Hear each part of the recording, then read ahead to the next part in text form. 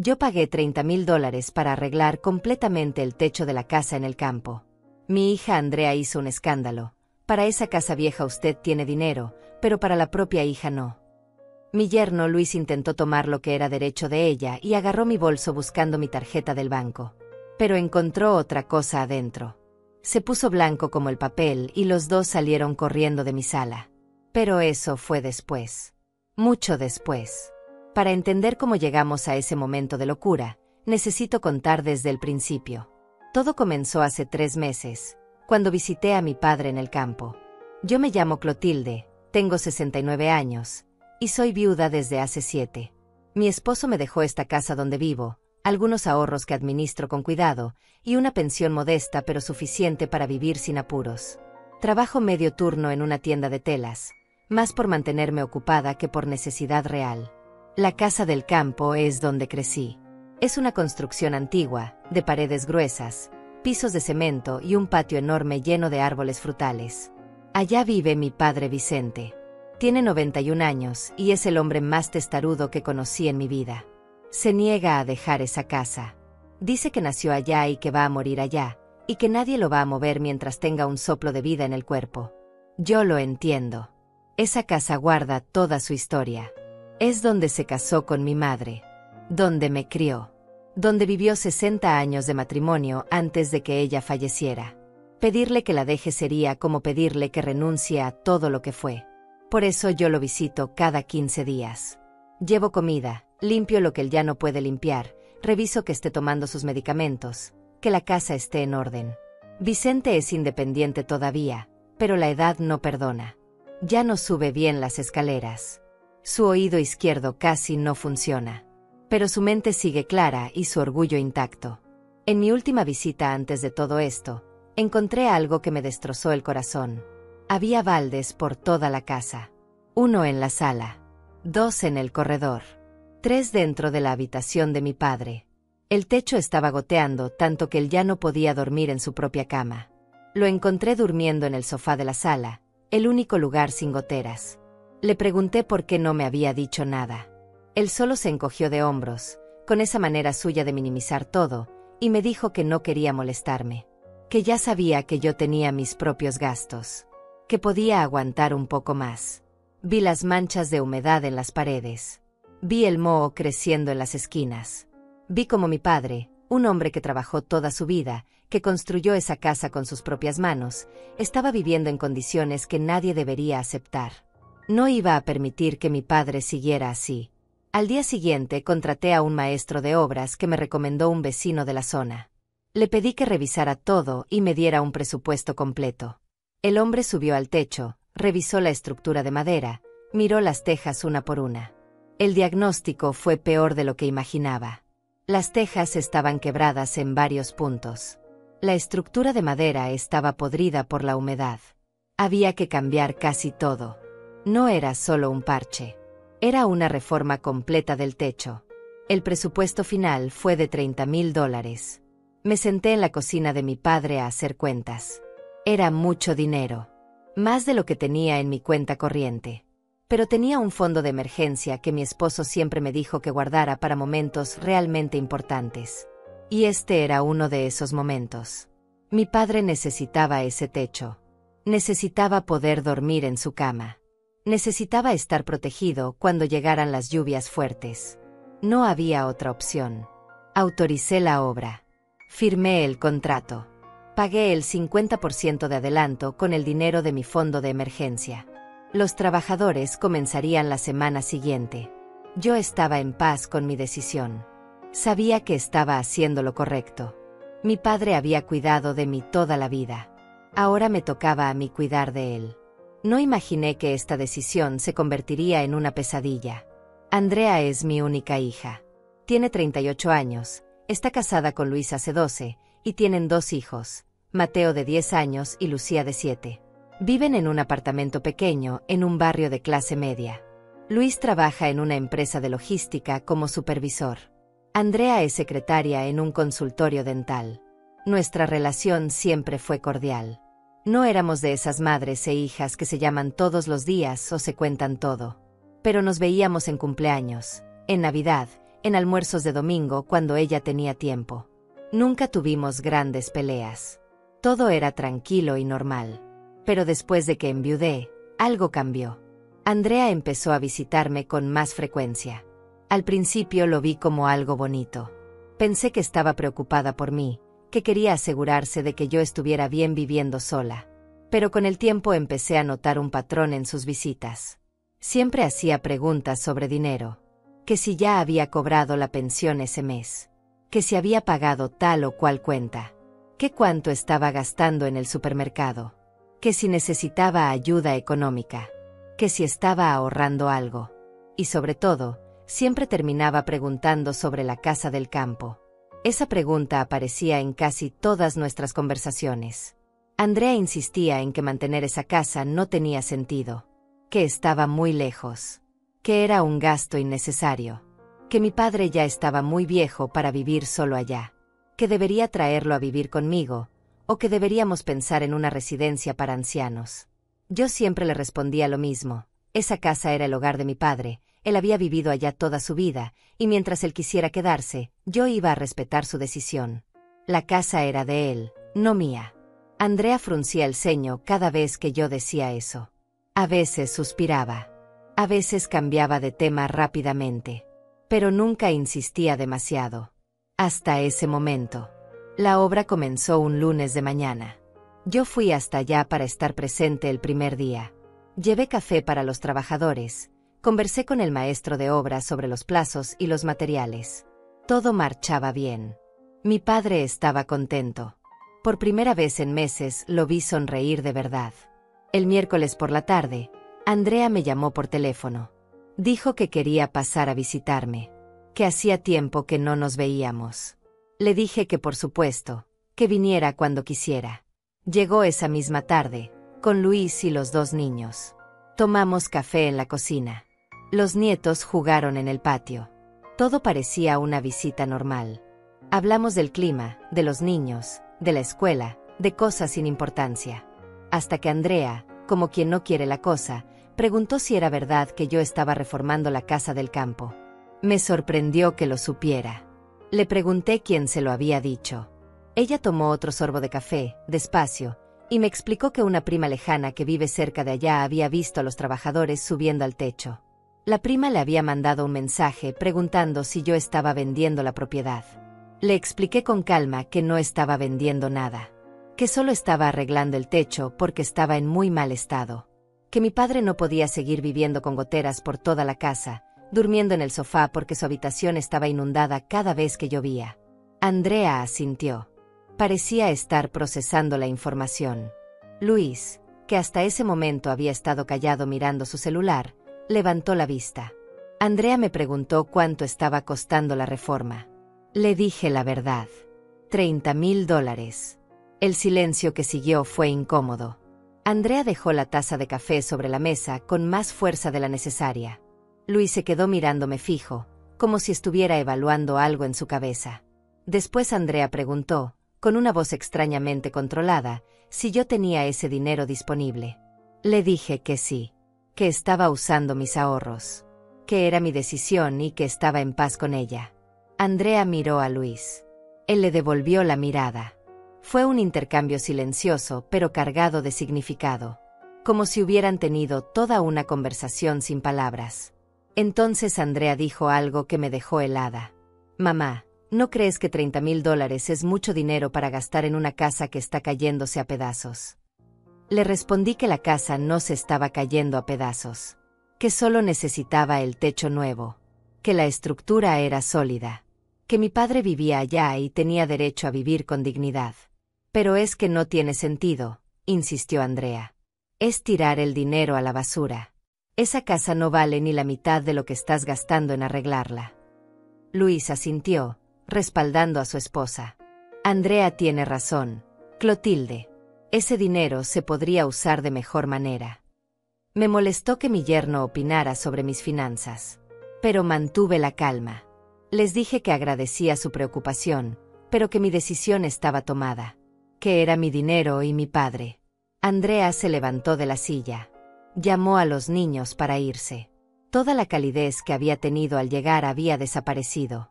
Se despidió con un beso frío en la mejilla y salieron. Esa noche no pude dormir bien.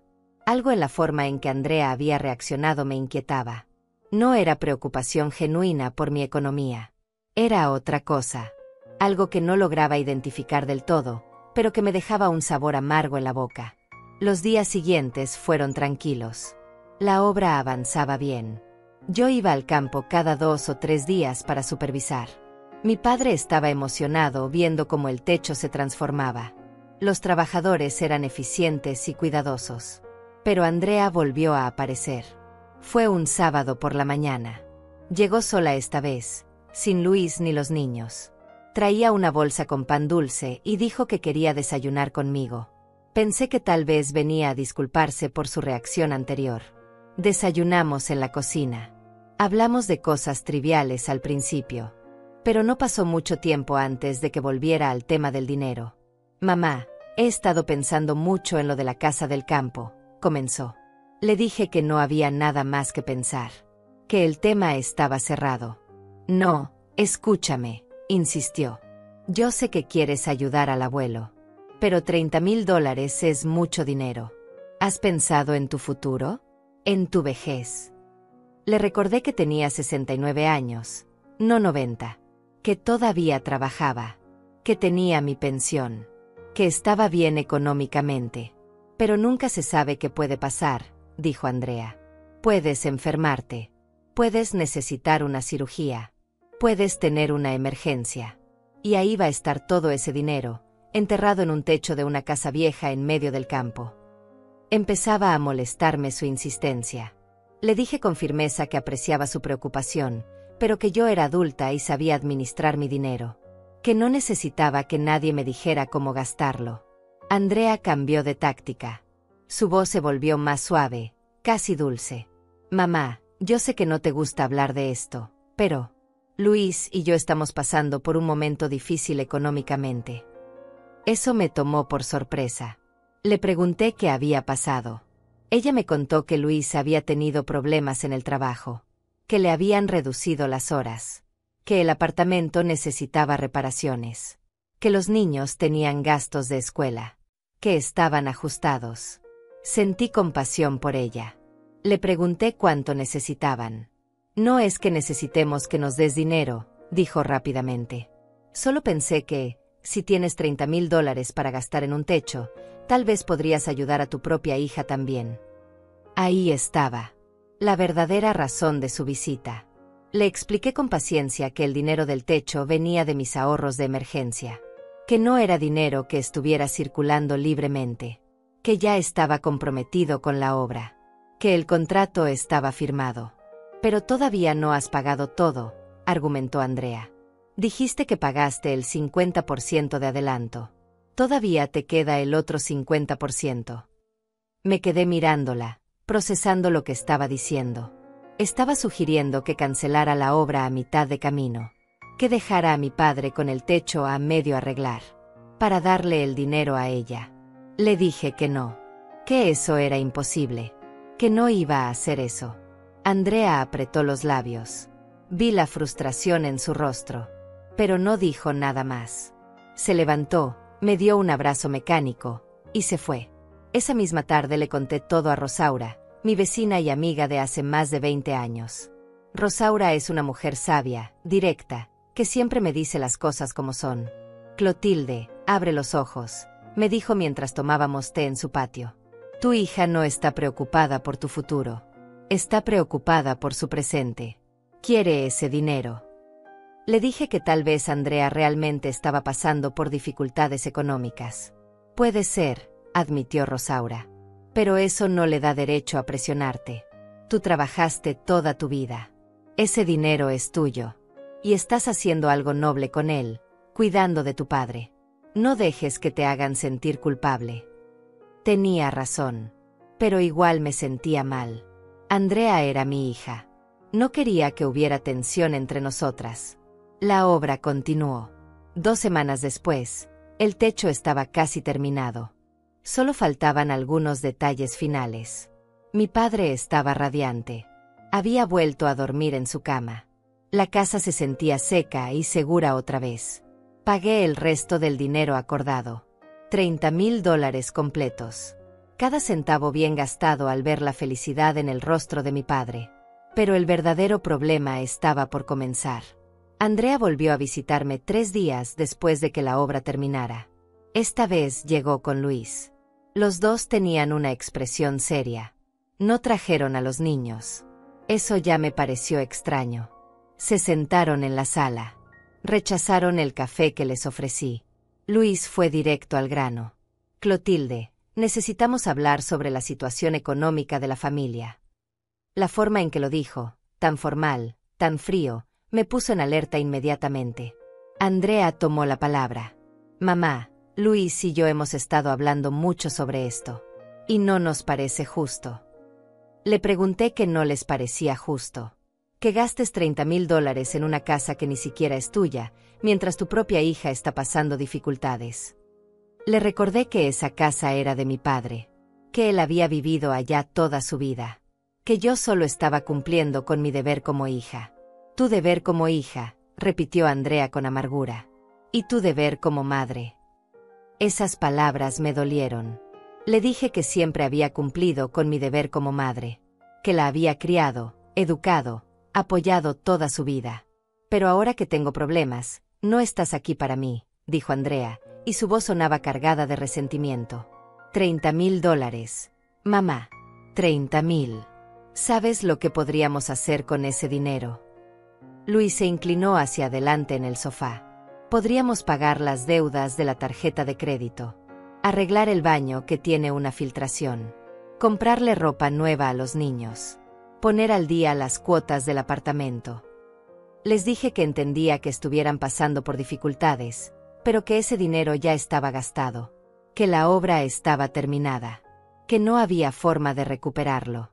Pero tienes más ahorros, dijo Andrea. No era una pregunta. Era una afirmación. Me quedé callada. Era verdad que todavía tenía algunos ahorros, pero eran para mi propia vejez, para emergencias médicas, para imprevistos. No era dinero que pudiera regalar así como así. Lo sabía, continuó Andrea al ver mi silencio. Tienes más dinero guardado y prefieres dejarlo ahí sin usarlo antes que ayudar a tu propia hija. Luis asintió con la cabeza, respaldándola. Es egoísta, Clotilde. Perdona que te lo diga así, pero es la verdad. Sentí la rabia subir por mi garganta. ¿Egoísta? ¿Yo era egoísta por cuidar de mi padre de 91 años? ¿Por asegurarme de que tuviera un techo digno sobre su cabeza? Les dije con voz firme que mi dinero era mío, que había trabajado toda mi vida para tenerlo, que mi esposo y yo habíamos ahorrado con sacrificio, y que yo decidía cómo gastarlo. Claro, es tu dinero, dijo Andrea poniéndose de pie. Pero cuando te mueras, ¿sabes para quién va a ser? Para mí. Soy tu única hija. Así que en realidad, ese dinero ya es mío. Solo estás administrándolo temporalmente. Me quedé helada con esas palabras. La forma en que lo dijo, tan calculadora, tan fría. Como si yo fuera solo un obstáculo entre ella y una herencia. Luis también se levantó. Solo piénsalo, Clotilde. No estamos pidiendo caridad. Estamos pidiendo lo que es justo. Andrea es tu hija. Tiene más derecho a tu ayuda que tu padre. Se fueron sin despedirse.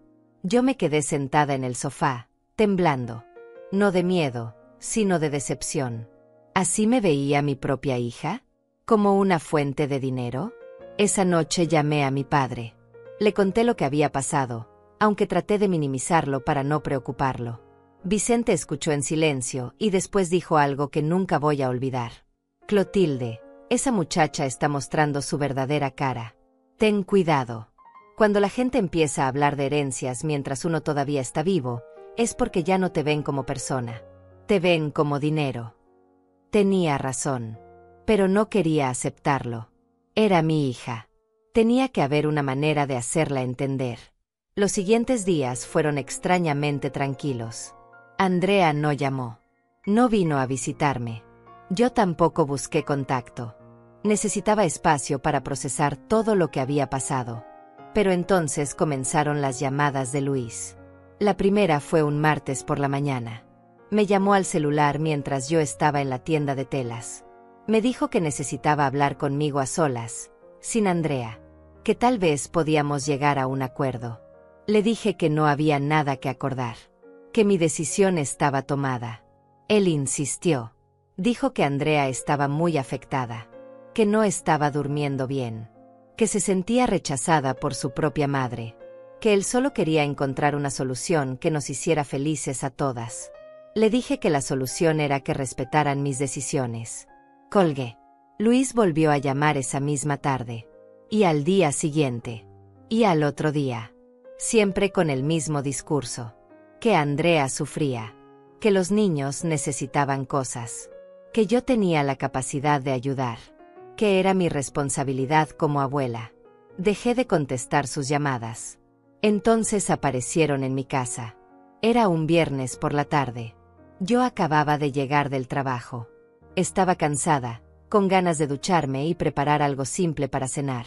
Toqué el timbre, y cuando abrí la puerta, allí estaban. Andrea y Luis. Sin los niños otra vez. Necesitamos hablar, dijo Andrea empujando la puerta antes de que yo pudiera reaccionar. Entraron a mi sala como si fuera su casa. Luis cerró la puerta detrás de ellos. El gesto me pareció amenazante, aunque no podría explicar exactamente por qué. Mamá, esto ya pasó de límite, comenzó Andrea. Hace 2 semanas que no hablamos. Hace 2 semanas que no ves a tus nietos. Así vas a dejar las cosas.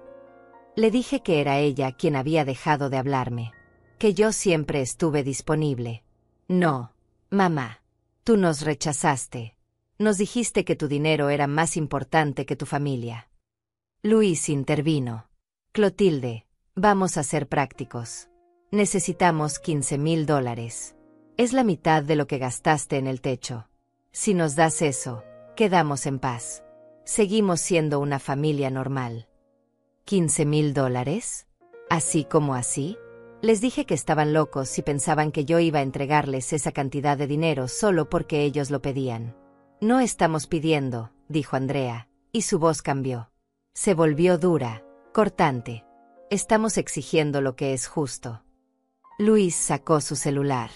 Me mostró una calculadora con números. Mira, hicimos cuentas. Durante los últimos 12 años, hemos ido a visitarte, te hemos llevado a los niños, hemos pasado Navidades y cumpleaños contigo. Nuestro tiempo vale dinero. Nuestra compañía vale dinero. No podía creer lo que estaba escuchando. Estaban poniéndole precio a las visitas familiares, a los abrazos de mis nietos, a las cenas de Navidad. Les dije que se fueran de mi casa, que esta conversación no tenía sentido. Andrea se acercó a mí. Para esa casa vieja tú tienes dinero, mamá. Para ese techo que se va a volver a arruinar en unos años. Pero para la propia hija no tienes nada. Para los propios nietos no tienes nada, agregó Luis. Les repetí que se fueran. Mi voz sonaba firme, pero por dentro estaba temblando. Andrea me miró con un desprecio que nunca le había visto. ¿Sabes qué, mamá? Creo que el abuelo te lavó el cerebro. Siempre fue un egoísta. Y tú saliste igual. Eso fue demasiado. Mi padre era el hombre más generoso que conocí en mi vida. Había trabajado hasta los 80 años para mantenernos. Había pagado la educación de Andrea. Le había regalado dinero para su boda. Y ahora ella lo llamaba egoísta. Les grité que salieran. Que no iba a permitir que insultaran a mi padre en mi propia casa. Luis se puso de pie. Imponente. Es un hombre grande, de casi 1,90 m. En ese momento usó su tamaño para intimidarme. Se paró frente a mí, mirándome desde arriba. Vas a darnos ese dinero, Clotilde. De una forma u otra, vas a hacerlo. Andrea agarró su cartera. Tienes hasta el domingo para pensarlo. O nos das $15,000, o no vuelves a ver a tus nietos. Y puedes olvidarte de que cuidemos de ti cuando seas vieja y estés enferma. Se fueron dando un portazo. Me dejaron temblando en medio de mi sala. Me senté en el sofá y rompí en llanto. No podía creer que mi propia hija me estuviera extorsionando, que estuviera usando a mis nietos como herramienta de chantaje. Llamé a Rosaura. Vino enseguida. Me trajo té, me abrazó, me dejó llorar en su hombro. Cuando me calmé, me dijo algo que me abrió los ojos. Clotilde, esto no va a parar. Aunque les des los 15,000, van a volver por más. Porque ahora saben que pueden presionarte. Necesitas protegerte. Le pregunté cómo. Me sentía indefensa. Ve a un abogado, me dijo Rosaura con firmeza. Protege tus bienes. Haz un testamento. Asegúrate de que si algo te pasa, ese dinero vaya a donde tú quieras que vaya, no a donde ellos crean que tienen derecho. Esa noche no dormí. Pensé en los nietos que tal vez no volvería a ver. Pensé en Andrea, en cómo había cambiado. O tal vez nunca la conocí realmente. Pensé en mi padre, en cómo se sentiría si supiera que su nieta lo llamaba egoísta. El sábado por la mañana fui al centro. Busqué el despacho de un abogado que me había recomendado una compañera de la tienda hacía años. El doctor Alfredo Méndez. Un hombre de unos 60 años, serio, con muchos años de experiencia en derecho de familia. Le conté toda la situación. No omití nada. Le hablé del techo, de las visitas de Andrea, de las amenazas, del chantaje con los nietos. El doctor Alfredo escuchó todo sin interrumpir. Cuando terminé, se reclinó en su silla y suspiró. Señora Clotilde, lamentablemente su caso no es único. Veo esto más seguido de lo que quisiera. Hijos adultos que ven a sus padres como fuentes de dinero en lugar de como personas. Me preguntó sobre mis bienes. Le dije que tenía la casa donde vivía, algunos ahorros en el banco, la pensión y pequeñas inversiones que mi esposo había dejado. Nada extraordinario, pero suficiente para vivir con dignidad. ¿Y la casa del campo?, preguntó. Le expliqué que la casa estaba a nombre de mi padre, que legalmente era de él, aunque yo pagara el mantenimiento. Bien, dijo el doctor Alfredo. Eso ya es una protección. Pero necesitamos hacer más. Si usted quiere asegurarse de que su hija no pueda reclamar nada en el futuro, tenemos que tomar medidas legales ahora. Me explicó las opciones. Podía hacer un testamento dejando mis bienes a quien yo quisiera. Podía donar la casa del campo a mi padre con una escritura formal. Podía incluso crear un fideicomiso para proteger mis ahorros. Le dije que quería hacer todo lo necesario. Ya no confiaba en que Andrea respetara mis deseos. Pasamos las siguientes 2 horas revisando documentos, firmando papeles, planeando la estrategia legal. El doctor Alfredo redactó un testamento donde yo dejaba mis bienes a mi padre Vicente, y en caso de que él falleciera antes que yo, todo iría a una institución de caridad que cuidaba ancianos. Andrea no recibiría nada. También preparó una escritura de donación de la casa del campo. Aunque ya estaba a nombre de mi padre, esta escritura establecía claramente que cualquier mejora hecha a la propiedad, incluido el techo nuevo, era parte de la donación. Ningún familiar podía reclamar reembolso. Ahora viene la parte importante, dijo el doctor Alfredo. Tiene que guardar estos documentos en un lugar seguro. Y le recomiendo que siempre lleve una copia con usted. En su bolso, por ejemplo. Le pregunté por qué. Porque si su hija o su yerno intentan presionarla nuevamente, usted puede mostrarles que no hay nada que puedan hacer. Que todo está protegido legalmente. A veces, ver la realidad en papel hace que la gente recapacite. Salí del despacho con una carpeta llena de documentos. Me sentía más segura, pero también más triste. ¿Realmente había llegado a este punto? ¿Necesitaba protegerme legalmente de mi propia hija? Pasé el resto del sábado en casa, sola, mirando esos papeles. Leía el testamento una y otra vez. Veía mi firma al final. Era real. Era definitivo. El domingo llegó y pasó. Andrea y Luis no aparecieron. No llamaron. Era el plazo que me habían dado para pensar en su exigencia de $15,000. Yo no les contesté. No iba a ceder. El lunes por la tarde, mientras estaba en la tienda organizando rollos de tela, mi celular sonó. Era Andrea. Mamá, ¿ya pensaste en lo que hablamos? Le dije que sí, que había pensado mucho. Y que mi respuesta era no. Hubo un silencio largo del otro lado de la línea. ¿Estás segura de eso?, preguntó con voz peligrosamente calmada. Le dije que completamente segura. Está bien, dijo. Allá tú. Ya sabes las consecuencias. Colgó. Los siguientes días fueron tensos. Yo esperaba que aparecieran en cualquier momento. Pero no hubo noticias. Ninguna llamada. Ninguna visita. Fue Rosaura quien me alertó. Clotilde, vi a tu hija hablando con el hijo de la vecina de la esquina. Ese muchacho es abogado. Se me hizo un nudo en el estómago. Le pregunté qué habían hablado. No sé exactamente, pero la vecina me contó que Andrea le preguntó sobre herencias. Sobre cómo hacer para reclamar bienes de padres que todavía están vivos. Sentí un escalofrío. Andrea estaba buscando maneras legales de quitarme mi dinero. No iba a esperar a que yo muriera. Quería encontrar algún resquicio legal para obligarme a darle lo que quería. Llamé al doctor Alfredo. Le conté lo que estaba pasando. Él me tranquilizó. Señora Clotilde, mientras usted esté en pleno uso de sus facultades mentales, nadie puede obligarla a regalar su patrimonio. Los documentos que firmamos la protegen completamente. No hay forma legal de que su hija pueda reclamar nada.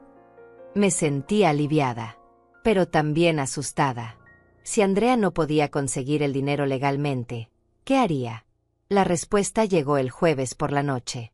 Yo estaba en casa, preparando la cena, cuando escuché golpes fuertes en la puerta. No era el timbre. Eran puñetazos en la madera. Miré por la mirilla.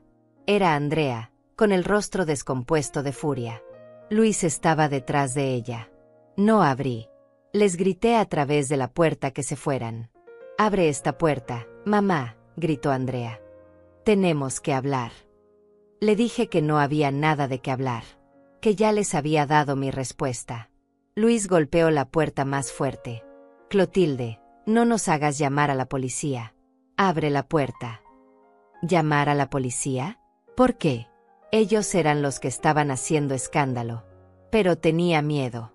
Agarré mi celular, lista para marcar emergencias si era necesario.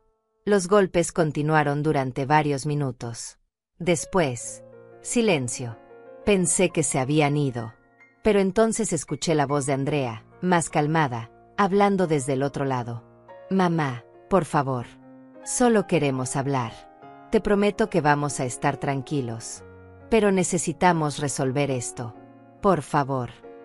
Su voz sonaba suplicante ahora, casi quebrada.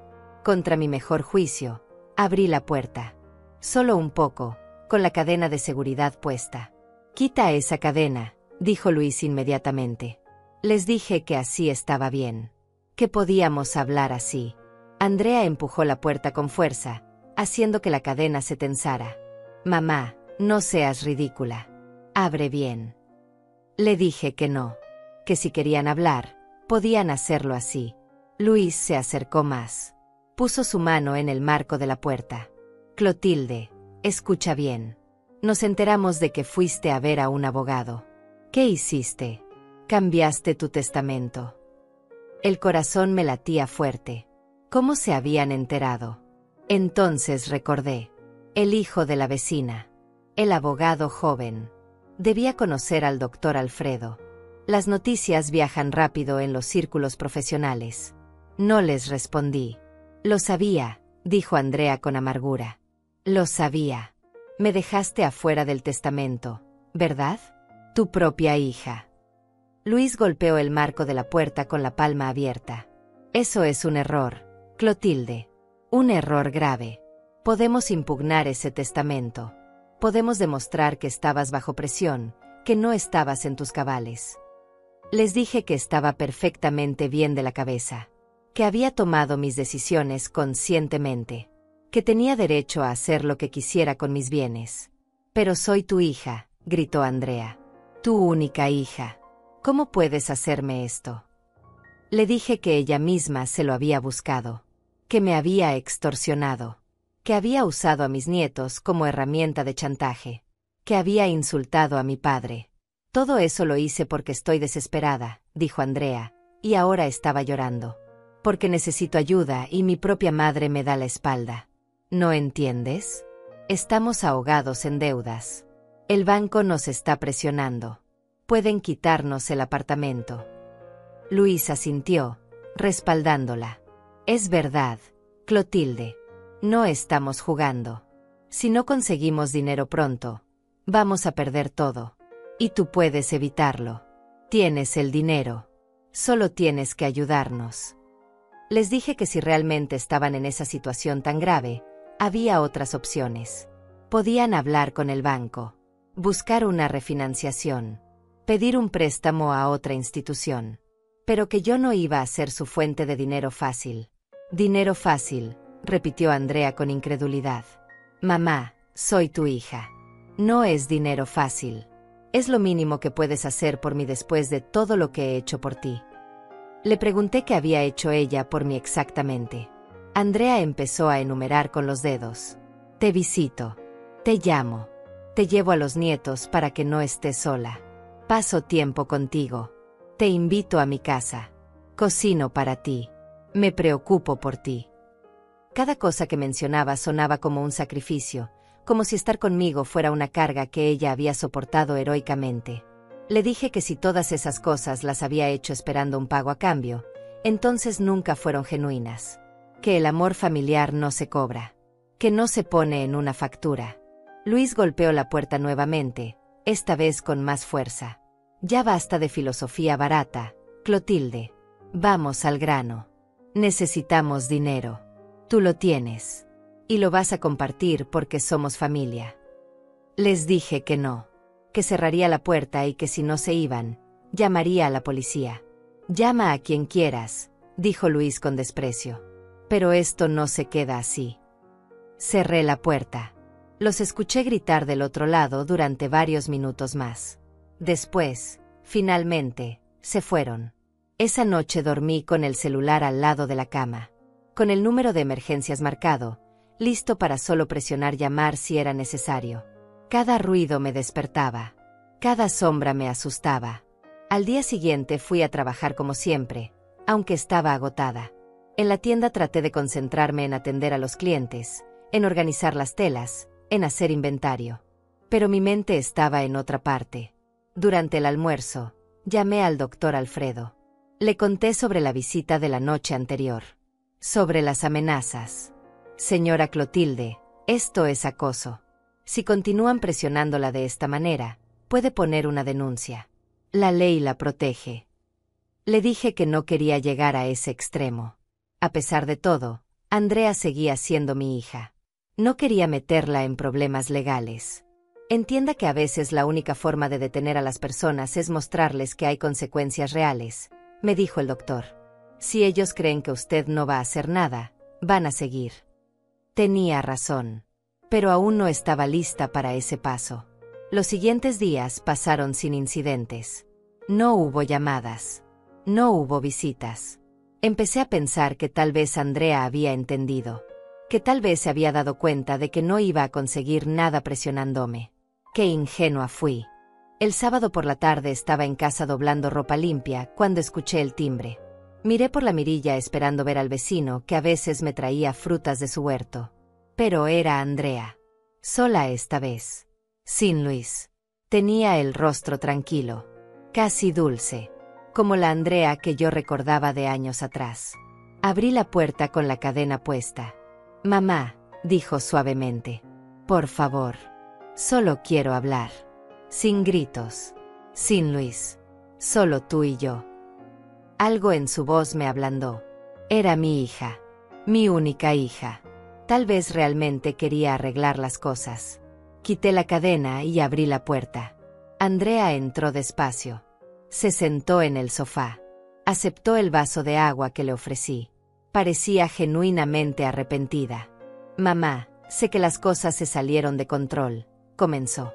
Luis y yo estamos bajo mucha presión. Pero no debí haberte tratado así. No debí decirte esas cosas horribles sobre el abuelo. Le dije que me había dolido mucho escucharla hablar así de mi padre. Lo sé, dijo bajando la mirada. Estaba enojada, frustrada, pero no lo pensé en serio. El abuelo siempre fue bueno conmigo. Nos quedamos en silencio por un momento. Yo quería creerle.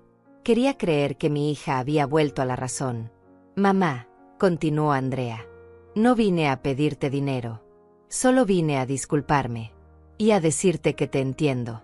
Entiendo que quieras cuidar al abuelo. Entiendo que uses tu dinero como mejor te parezca. Sentí un alivio enorme. Tal vez las cosas podían arreglarse después de todo. Pero hay algo que necesito preguntarte, dijo Andrea. Y necesito que seas honesta conmigo. Le dije que por supuesto, que preguntara lo que quisiera. ¿Es verdad que cambiaste tu testamento? ¿Qué me dejaste afuera? Dudé antes de responder. Pero decidí ser honesta. Le dije que sí. Que después de todo lo que había pasado, había decidido dejar mis bienes a mi padre y a organizaciones de caridad. Andrea asintió lentamente, como procesando la información. ¿Y la casa del campo? ¿Hiciste algo con respecto a esa casa? Le expliqué sobre la escritura de donación, que ahora estaba oficialmente y legalmente establecido que la casa y todas sus mejoras pertenecían a mi padre, que nadie podía reclamar nada. Ya veo, dijo Andrea. Su voz seguía siendo calmada, pero noté que sus manos apretaban el vaso de agua con más fuerza. ¿Y dónde están esos documentos? En el banco. Le dije que tenía copias en mi casa, en un lugar seguro. ¿Puedo verlos?, preguntó. Solo para entender mejor, para saber exactamente qué dice. Algo en mi interior me advirtió que no lo hiciera. Pero otra parte de mí, la parte que todavía quería confiar en mi hija, pensó que tal vez mostrarle los documentos la ayudaría a aceptar la realidad. A cerrar este capítulo. Me levanté y fui a mi habitación. Saqué la carpeta con las copias de la gaveta de mi cómoda. Volví a la sala. Andrea estaba de pie junto a la ventana, mirando hacia afuera. Se volteó cuando me escuchó entrar. Le mostré los documentos. Ella los leyó con atención, pasando las páginas despacio. Vi cómo su mandíbula se tensaba con cada párrafo. Esto es muy definitivo, dijo finalmente. No hay forma de cambiarlo, ¿verdad? Le dije que mientras yo estuviera viva y en mis cabales, podía cambiar lo que quisiera. Pero que por ahora, esta era mi decisión. Andrea devolvió los documentos a la carpeta. Me miró fijamente. Mamá, ¿sabes lo que esto significa? Significa que trabajé toda mi vida siendo tu hija para nada. Significa que todo el tiempo que pasé contigo, todas las navidades, todos los cumpleaños, todo fue inútil. Le dije que esa forma de pensar era exactamente la razón por la que había tomado esta decisión. Que ella veía nuestra relación como una inversión económica, no como amor. No digas estupideces, respondió Andrea, y su voz volvió a tener ese tono duro. Todo en la vida es una transacción. Tú me diste la vida, yo te doy mi tiempo y mi atención. Esa es la forma en que funciona. Le dije que estaba equivocada, que el amor no funcionaba así. Andrea se rió. Fue una risa corta, amarga. El amor. Qué romántica eres, mamá. Mientras tanto, yo me hundo en deudas y tú tienes dinero guardado que podrías usar para salvarme. Le recordé que había opciones, que podían vender el auto, mudarse a un apartamento más barato, reducir gastos, que había formas de salir de las deudas sin depender de mi dinero. ¿Vender el auto? Mudarnos, repitió Andrea con incredulidad. ¿Por qué tendríamos que hacer eso cuando tú tienes dinero más que suficiente? ¿Por qué tenemos que sacrificarnos nosotros cuando tú vives cómodamente? Le dije que yo vivía con lo que había trabajado toda mi vida, que no era cómoda, era prudente, que había ahorrado con esfuerzo durante décadas. Exactamente, dijo Andrea señalándome con el dedo. Trabajaste, ahorraste. ¿Y para qué? ¿Para dárselo todo a instituciones de caridad? ¿A extraños? En lugar de a tu propia sangre. Le expliqué que prefería que mi dinero ayudara a personas que realmente lo necesitaban, no a alguien que solo quería mantener un estilo de vida que no podía pagar. Andrea se acercó a mí. Su rostro estaba rojo de furia contenida. No puedo creer que seas tan egoísta, tan cruel. ¿Así vas a dejarme? Sin nada. Le dije que no la estaba dejando sin nada, que ella tenía su trabajo, su esposo, su apartamento, que tenía mucho más que muchas personas en este mundo. Pero podría tener más, gritó Andrea. Podría tener lo que me corresponde. Le dije que nada le correspondía, que yo no le debía nada más allá de lo que ya le había dado durante su infancia y juventud. Andrea respiraba agitadamente. Miró alrededor de la sala como buscando algo. Sus ojos se detuvieron en mi bolso, que estaba sobre la mesa del comedor. ¿Qué más tienes ahí?, preguntó señalando el bolso. ¿Más documentos? ¿Más secretos? Le dije que solo era mi bolso normal, con mis cosas personales. Quiero verlo, dijo caminando hacia la mesa. Le dije que no, que era mi privacidad. Pero Andrea ya había agarrado el bolso. Lo abrió y empezó a sacar cosas. Mi billetera, mis llaves, un paquete de pañuelos, mi celular. Andrea, para, le dije tratando de quitarle el bolso. No tienes derecho. Ella me empujó suavemente pero con firmeza. Tengo todo el derecho. Soy tu hija. Necesito saber qué más me estás ocultando. Sacó la billetera y la abrió. Contó el dinero que había adentro. Apenas $50 en efectivo. ¿Esto es todo lo que cargas? ¿Dónde está tu tarjeta del banco? Le dije que no le iba a decir. Andrea vació completamente el bolso sobre la mesa. Todo cayó en desorden. Y entonces lo vio. El sobre Manila que el doctor Alfredo me había dado. El sobre que contenía las copias certificadas de todos los documentos legales. ¿Qué es esto?, preguntó agarrando el sobre. Le dije que me lo devolviera, que eran documentos privados. Pero Andrea ya estaba abriendo el sobre. Sacó los papeles. Sus ojos recorrieron las páginas rápidamente. Vi cómo su expresión pasaba de la curiosidad a la comprensión, y luego a la furia absoluta. Esto es oficial, dijo con voz temblorosa. Ya está registrado. Ya es legal. No puedo hacer nada. Le dije que así era. Que mis decisiones ya estaban tomadas y protegidas legalmente. Andrea dejó caer los papeles sobre la mesa. Se llevó las manos a la cabeza. No puedo creerlo. No puedo creer que llegaras tan lejos. Que me odiaras tanto. Le dije que no la odiaba. Que simplemente estaba protegiendo lo que era mío. Protegiendo mi derecho a decidir sobre mi propio patrimonio. Protegiendo, gritó Andrea. ¿De quién? ¿De tu propia hija? Le dije que sí. De ella. Porque había demostrado que solo le interesaba mi dinero. En ese momento escuché la puerta de entrada abrirse. Mi corazón se detuvo. Yo había cerrado esa puerta con llave. ¿Cómo había entrado alguien? Luis apareció en el marco de la puerta de la sala. Tenía una llave en la mano. Mi llave. La que yo le había dado años atrás para emergencias, cuando los niños eran pequeños.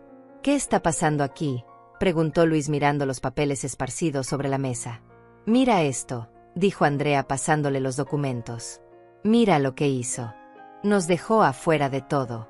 De todo, Luis. Luis leyó los papeles con atención. Su rostro se fue endureciendo con cada línea. Cuando terminó, me miró con una frialdad que me aterrorizó. Esto fue un error, Clotilde. Un error muy grande. Le dije que se fueran de mi casa. Los dos. Inmediatamente. Todavía no, dijo Luis caminando hacia mí. Primero vamos a solucionar esto. Andrea se colocó a su lado. Los dos me acorralaban contra la pared de la sala. Yo retrocedí hasta que mi espalda tocó la pared. Vas a cambiar esto, dijo Luis señalando los documentos. Vas a llamar a tu abogado ahora mismo y vas a revertir todo esto. Le dije que no iba a hacer eso. Sí vas a hacerlo, insistió Luis. Su voz era baja pero amenazante. Porque si no lo haces, las cosas se van a poner muy difíciles para ti. Le pregunté si me estaba amenazando. Estoy siendo realista, respondió Luis. Eres una mujer mayor. Vives sola. Pueden pasar muchas cosas. Accidentes. Caídas. Problemas de salud que requieran que alguien tome decisiones por ti.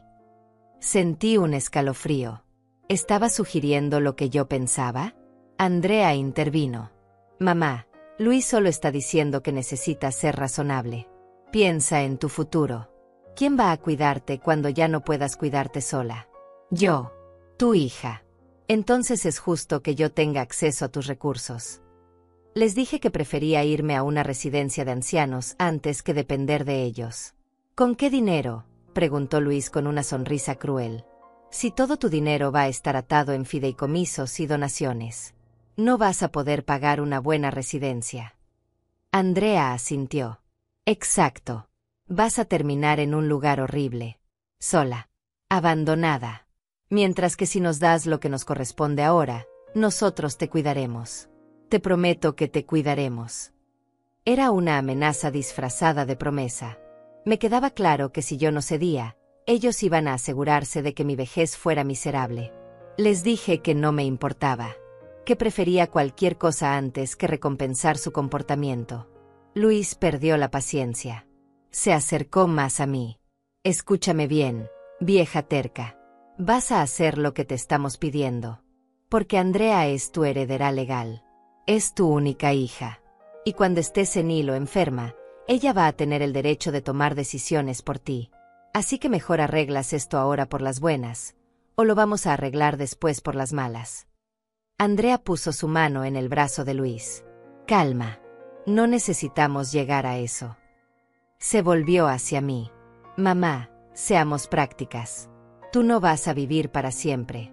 Ese dinero eventualmente va a ser mío de todas formas. ¿Por qué no hacerlo más fácil para todos? Dame una parte ahora. Solo $15,000. Resolvemos nuestros problemas y seguimos siendo familia. Le dije que no 1000 veces no. Luis respiró profundo, tratando de controlar su rabia. Está bien. Veo que no vamos a llegar a ningún lado hablando. Se acercó a la mesa y agarró mi bolso. Lo revisó de nuevo, más cuidadosamente esta vez. Sacó cada cosa. Abrió cada compartimiento. ¿Dónde está tu tarjeta del banco?, preguntó. Le dije que no se la iba a dar. No te estoy preguntando, respondió Luis. Estoy buscando. Andrea se unió a la búsqueda. Entre los dos vaciaron mi bolso completamente, revisando cada bolsillo, cada espacio. Debe tenerla en algún lado, dijo Andrea.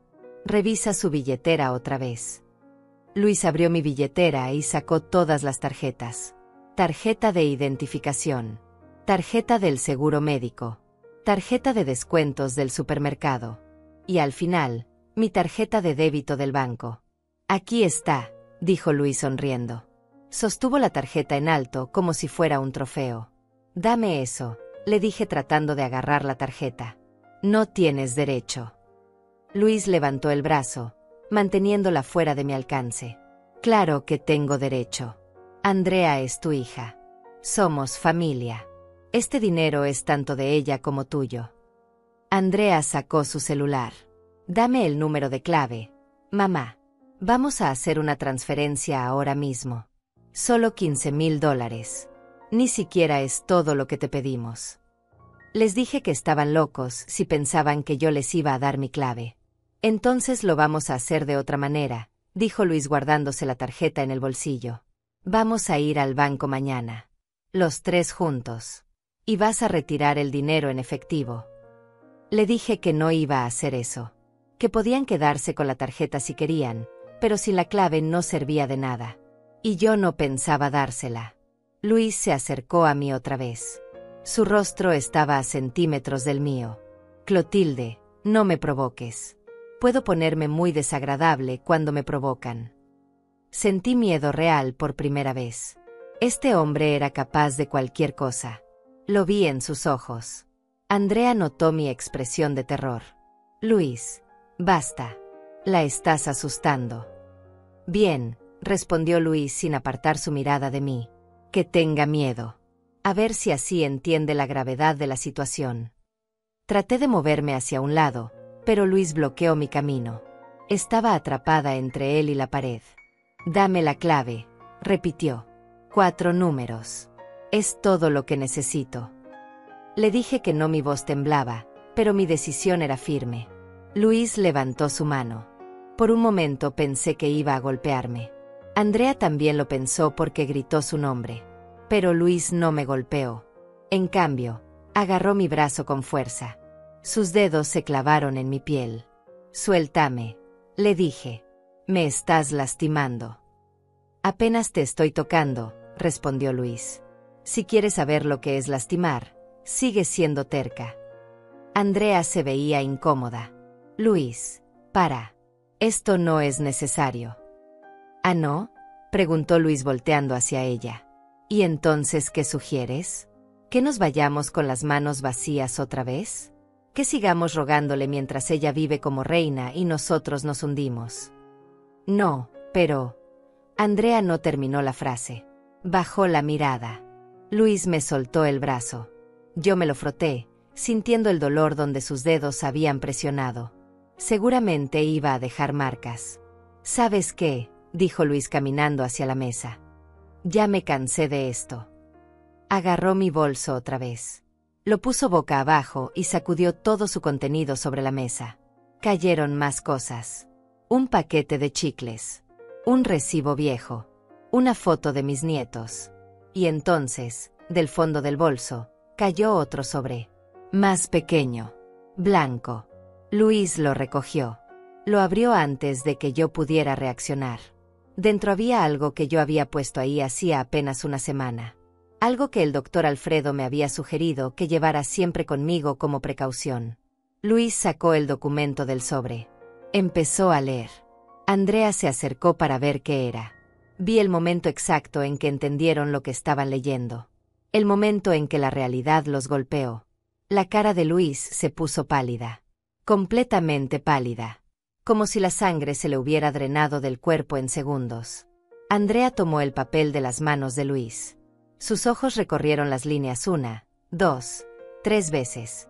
Como si no pudiera creer lo que estaba leyendo. Esto es... comenzó Andrea, pero no pudo terminar. Era una copia certificada de mi testamento. Pero no era solo eso.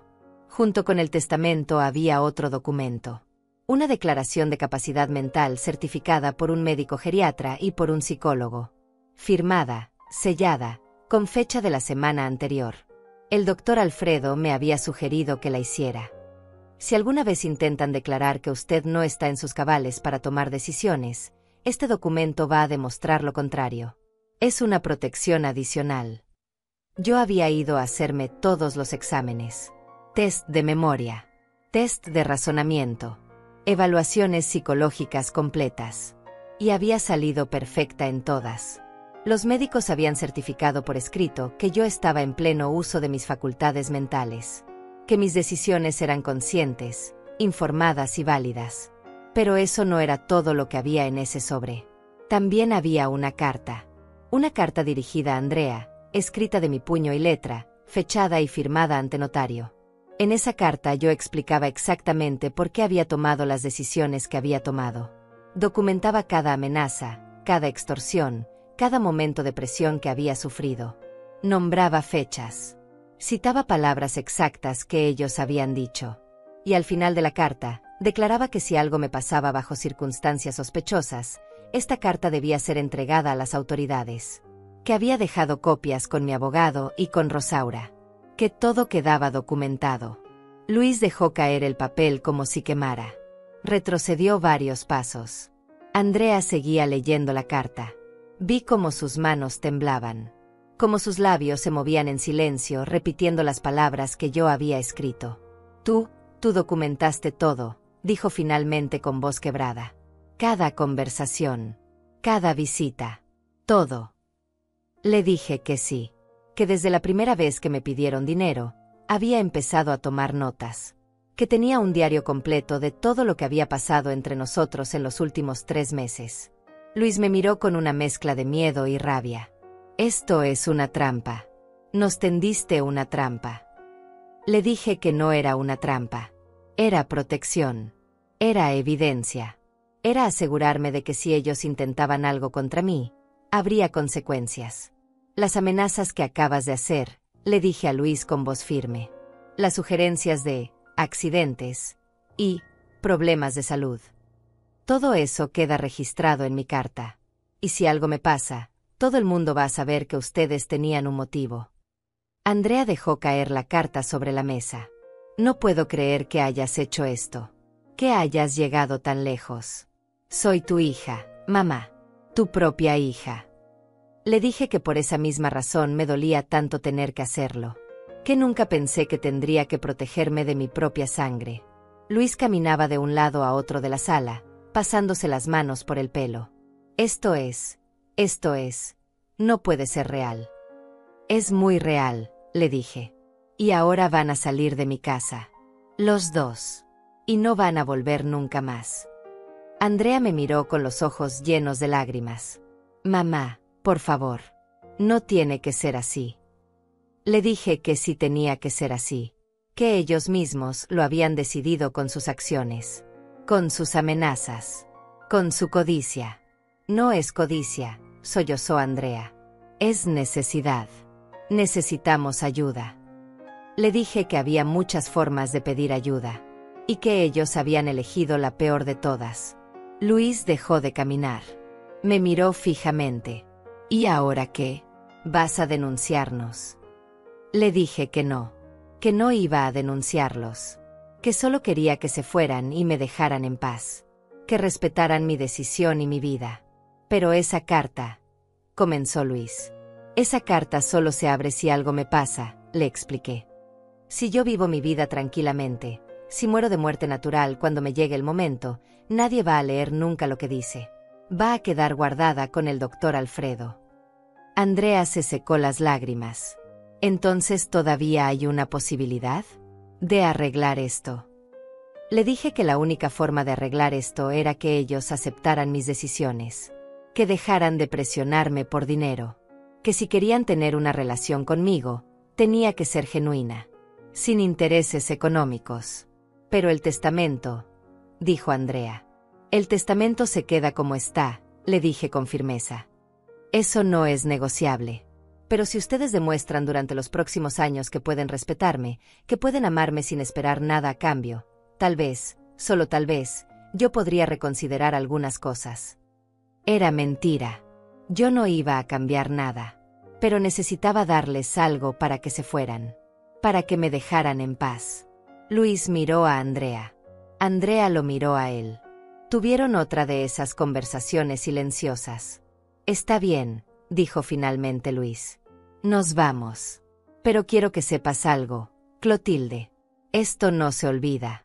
Lo que hiciste hoy, documentarnos como si fuéramos criminales, eso no se olvida.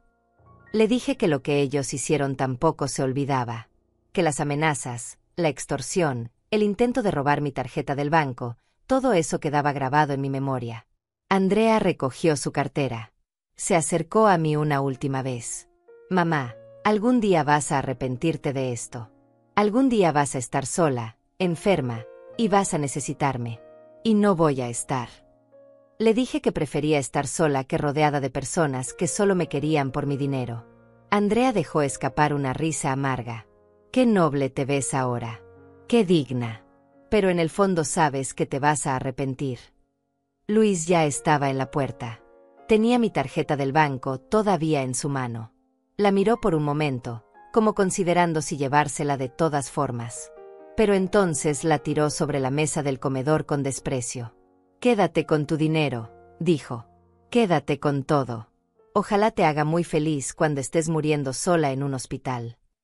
Luis, vámonos, dijo Andrea jalándolo del brazo. Pero antes de salir, se volteó hacia mí una última vez. Una cosa más. Mamá. Los niños. Mateo y Lucía. Ya no los vas a ver más. No quiero que estén cerca de alguien tan egoísta. Esas palabras me dolieron más que cualquier otra cosa que hubieran dicho. Mis nietos. Mis pequeños. Pero sabía que era otra forma de chantaje. Otra manera de presionarme. Les dije que era su decisión. Que si querían usar a sus hijos como armas, eso hablaba muy mal de ellos como padres. Pero que yo no iba a ceder ante ese tipo de manipulación. Andrea abrió la boca para responder, pero Luis la empujó suavemente hacia la puerta. Ya basta. Vámonos. Esta mujer no vale más de nuestro tiempo. Los vi salir. Escuché sus pasos en el pasillo. El sonido del elevador abriéndose y cerrándose. Y entonces, silencio. Me quedé parada en medio de mi sala, rodeada de los contenidos de mi bolso esparcidos sobre la mesa, con los documentos que habían visto, con la evidencia de todo lo que había tenido que hacer para protegerme. Mis piernas empezaron a temblar. Me senté en el sofá antes de que se doblaran por completo. Y entonces, finalmente, me permití llorar. Lloré por la hija que había perdido. O tal vez por la hija que nunca tuve realmente. Lloré por los nietos que tal vez no volvería a ver. Lloré por tener que llegar a estos extremos para proteger lo que era mío. No sé cuánto tiempo pasé así. Podría haber sido media hora. Podría haber sido 2 horas. El tiempo no significaba nada en ese momento. Cuando finalmente pude levantarme, recogí todo de la mesa. Guardé los documentos en el sobre. Ordené mi bolso. Cada movimiento era mecánico, automático. Llamé a Rosaura. Necesitaba hablar con alguien. Necesitaba contar lo que había pasado. Voy para allá, dijo ella sin siquiera dejarme terminar de explicar. Dame 10 minutos. Llegó en 7. Con una bolsa de pan dulce y una botella de vino. Pensé que lo ibas a necesitar, dijo abrazándome en la puerta. Nos sentamos en la cocina. Le conté todo. Cada detalle. Cada palabra que se había dicho. Cada amenaza. Cada momento de terror que sentí. Rosaura escuchó sin interrumpir. Cuando terminé, tomó un sorbo largo de vino y suspiró. Clotilde, hiciste lo correcto. Sé que duele. Sé que es horrible tener que documentar a tu propia familia como si fueran enemigos. Pero era necesario. Le dije que me sentía terrible. Que no podía dejar de pensar en Mateo y Lucía. En que los estaba perdiendo. No los estás perdiendo tú, me corrigió Rosaura. Andrea es la que está eligiendo usar a sus hijos como herramientas. Eso es responsabilidad de ella, no tuya. Tenía razón, pero igual dolía. ¿Y si realmente no los vuelvo a ver?, le pregunté. ¿Y si crecen pensando que su abuela no los quiso? Rosaura tomó mi mano. Los niños son más inteligentes de lo que creemos. Cuando crezcan, cuando sean mayores, van a entender. Van a buscar las respuestas. Y la verdad siempre sale a la luz. Pasamos el resto de la noche hablando. Rosaura me ayudó a procesar todo. Me recordó por qué había hecho lo que hice. Me dio la fuerza que necesitaba para no derrumbarme. Cuando finalmente se fue, eran casi las 2 de la mañana. Me fui a dormir exhausta, pero extrañamente en paz. Había pasado por el peor momento. Había enfrentado a Andrea y a Luis. Y había sobrevivido. Los siguientes días fueron tranquilos. Demasiado tranquilos. Cada vez que sonaba el teléfono, mi corazón se aceleraba. Pero nunca era Andrea. Nunca era Luis. Una semana después, llamé a mi padre. Necesitaba escuchar su voz. Necesitaba saber que había hecho lo correcto protegiéndolo. Clotilde, ¿estás bien?, preguntó Vicente apenas contestó. Escucho algo raro en tu voz. Le conté una versión reducida de lo que había pasado. No quería preocuparlo con todos los detalles, pero necesitaba que supiera. Vicente estuvo callado por un momento largo. Después dijo, esa muchacha salió a la familia de su padre. Mi yerno era bueno, pero su familia siempre tuvo esa manera de ver el dinero como lo más importante. Nunca había pensado en eso. Mi esposo había sido generoso y trabajador, pero recordé que su hermano siempre había sido problemático con temas de dinero. Tal vez Andrea había heredado algo de eso. Papá, le dije, ¿hice bien? Estuve mal en proteger mis bienes de esta manera. Clotilde, respondió mi padre con voz firme. Hiciste lo que tenías que hacer. Nadie, ni siquiera tu propia hija, tiene derecho a quitarte lo que trabajaste toda tu vida. Y te agradezco que me protegieras a mí también. Este techo nuevo es más que un techo. Es dignidad. Es amor. Es respeto. Y eso no tiene precio. Sus palabras me hicieron llorar otra vez. Pero esta vez eran lágrimas de alivio. De saber que al menos una persona en mi familia entendía. Que al menos mi padre me apoyaba. 2 semanas después, el doctor Alfredo me llamó. Señora Clotilde, necesito informarle algo. La hija de usted ha estado haciendo averiguaciones. Sentí un nudo en el estómago. ¿Qué tipo de averiguaciones? Ha consultado con otros abogados. Está buscando formas de impugnar el testamento. De declarar que usted no estaba en sus cabales cuando lo firmó. Le dije que eso era imposible, que yo tenía la certificación médica, la evaluación psicológica.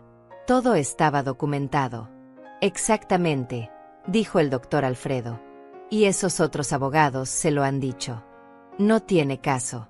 Usted está protegida legalmente de todas las formas posibles. Pero pensé que debía saberlo, para que esté alerta. Le agradecí por avisarme. Colgué el teléfono sintiéndome validada. Andrea había intentado encontrar una manera de quitarme mi dinero legalmente, y había fallado. Los documentos que yo tenía eran sólidos, inquebrantables. Pasó un mes. Después 2. La vida comenzó a encontrar un nuevo ritmo. Yo seguía trabajando en la tienda de telas. Visitaba a mi padre cada 15 días. Me juntaba con Rosaura para tomar café.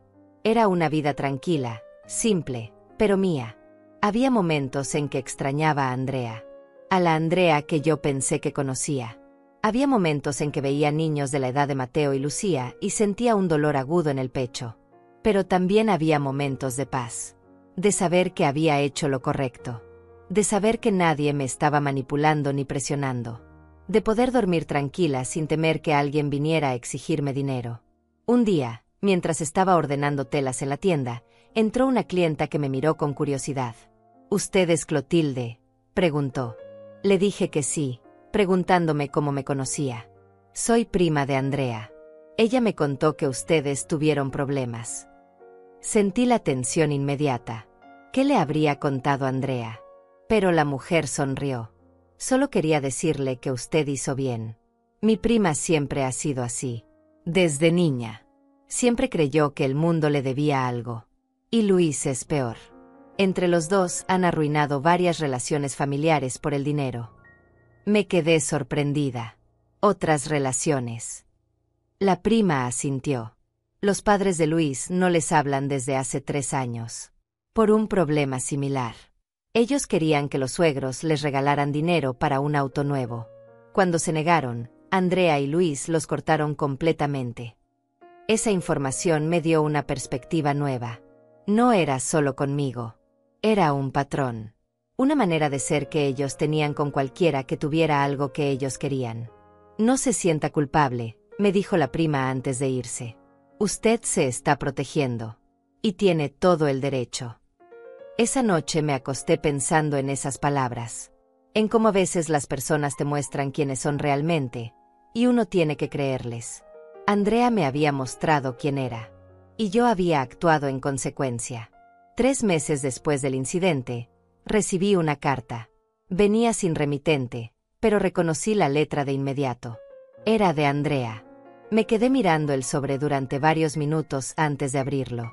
Parte de mí tenía miedo de lo que pudiera decir. Otra parte tenía esperanza de que tal vez fuera una disculpa. Una oportunidad de reconciliación. Abrí la carta con manos temblorosas. Mamá, comenzaba. No te escribo para pedirte perdón porque no creo haber hecho nada malo. Solo pedí lo que era justo. Lo que cualquier hija esperaría de su madre. Si tú no puedes verlo así, es tu problema, no el mío. Quiero que sepas que Mateo y Lucía preguntan por ti a veces. Les he dicho que estás muy ocupada. No les he dicho la verdad porque no quiero que piensen mal de ti. Pero algún día van a saber que su abuela los rechazó. Que prefirió su dinero antes que a su familia. Luis y yo estamos bien. Conseguimos un préstamo del banco.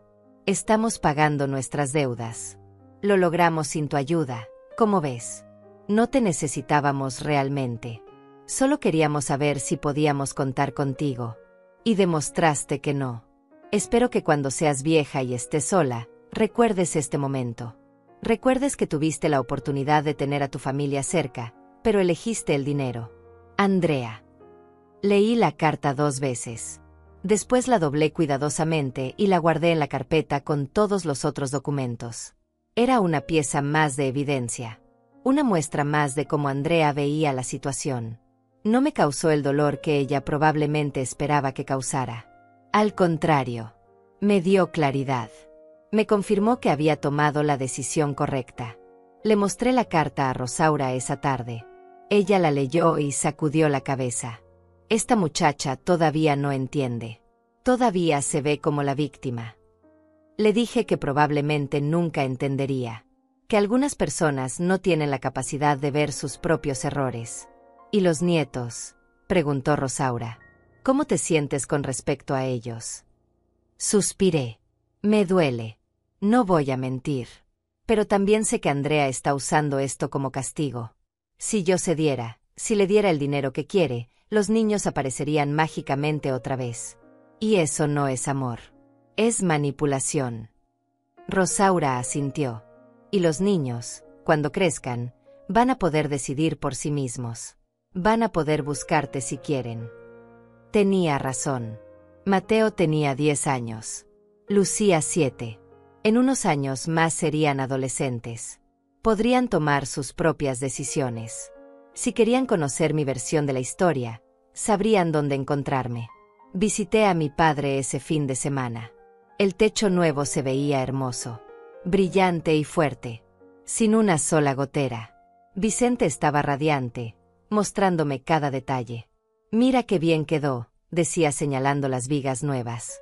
Va a durar otros 50 años fácilmente. Le sonreí. Ver su felicidad hacía que todo valiera la pena. Cada centavo gastado, cada conflicto enfrentado, todo. Nos sentamos en el patio bajo los árboles frutales.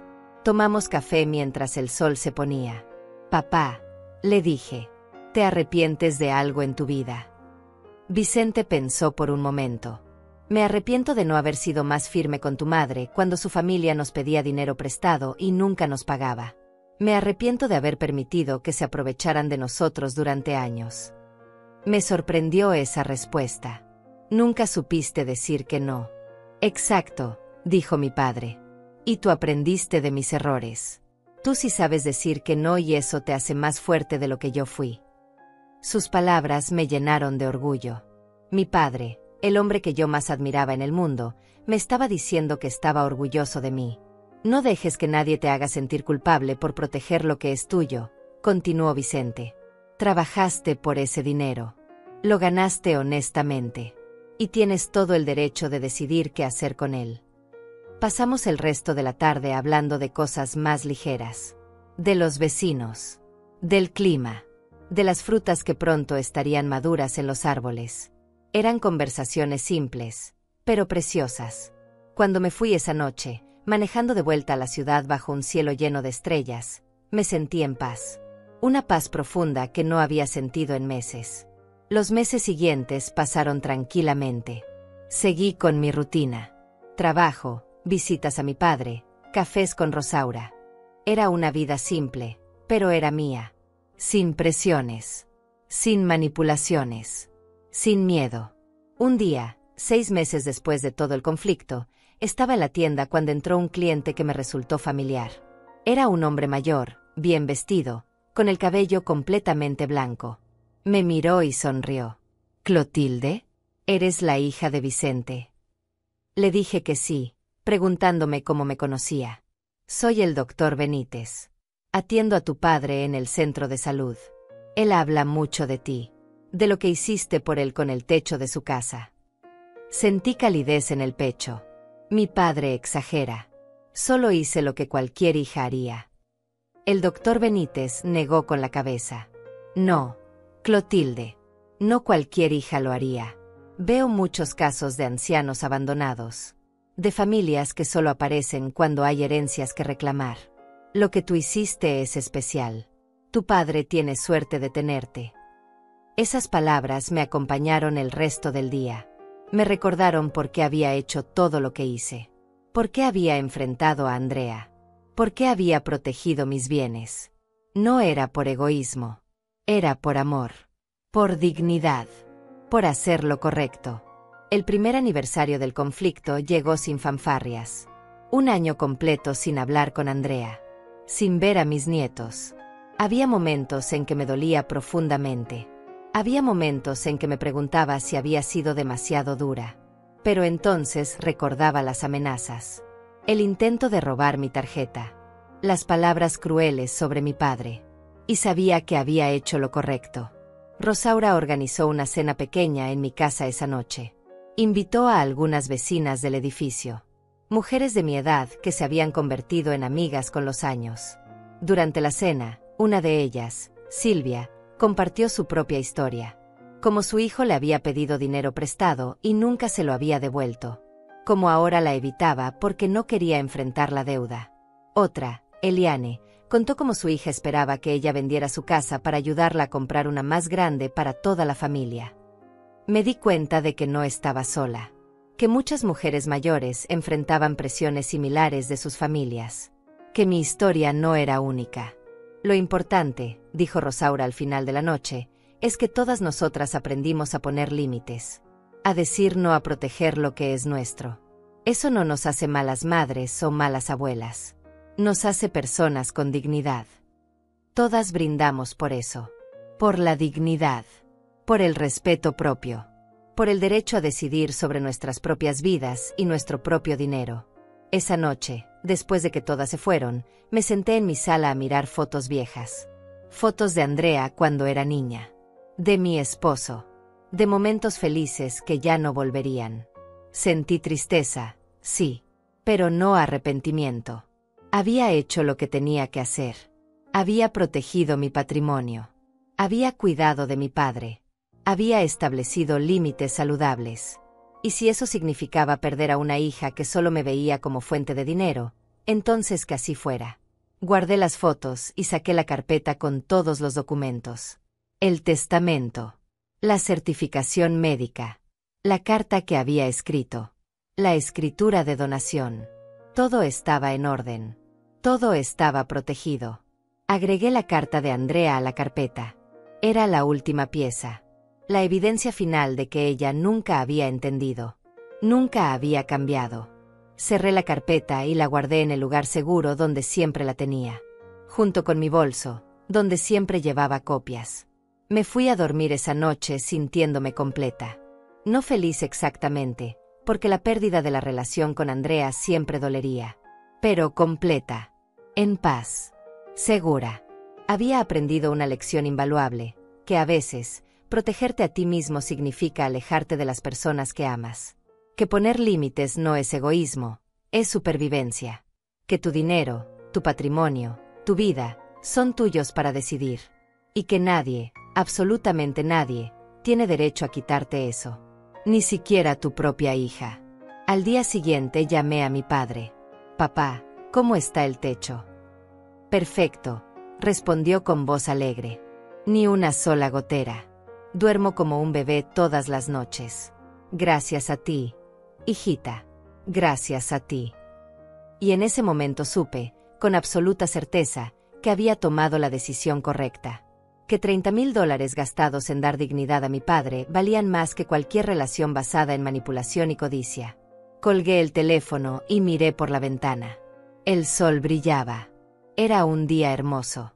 Y yo estaba bien. Sola, sí, pero bien. Libre. Protegida. Dueña de mi propia vida. Y eso, después de todo, era lo único que realmente importaba.